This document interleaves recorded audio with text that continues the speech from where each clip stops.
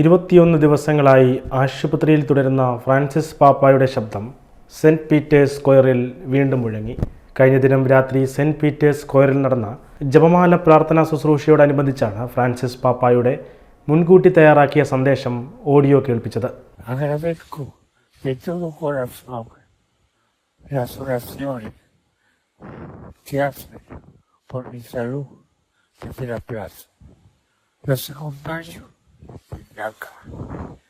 Que Dios nos bendiga y que la Virgen cuide.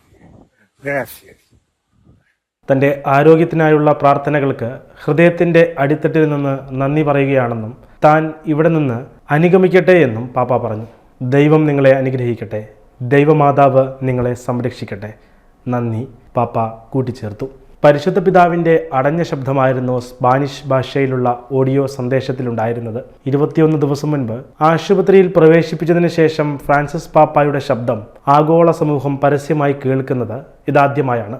പാപ്പായുടെ സന്ദേശം അപ്രതീക്ഷിതമായി കേട്ടതോടെ cent Peter's സ്ക്വയറിൽ തടിച്ചുകൂടിയവർ ഇത് കരഘോഷത്തോടെ സ്വീകരിച്ചു. കഴിഞ്ഞ ദിനം നടന്ന ജപമാല പ്രാർത്ഥന സമർപ്പിതർക്ക് വേണ്ടിയുള്ള വത്തിക്കാൻ ഡിക്കാസ്ട്രിയുടെ പ്രോ പ്രിഫെക്ട് കർദിനാൾ ആഞ്ചൽ ഫെർണാണ്ടസ് ആർട്ടിമെ നേതൃത്വം നൽകി.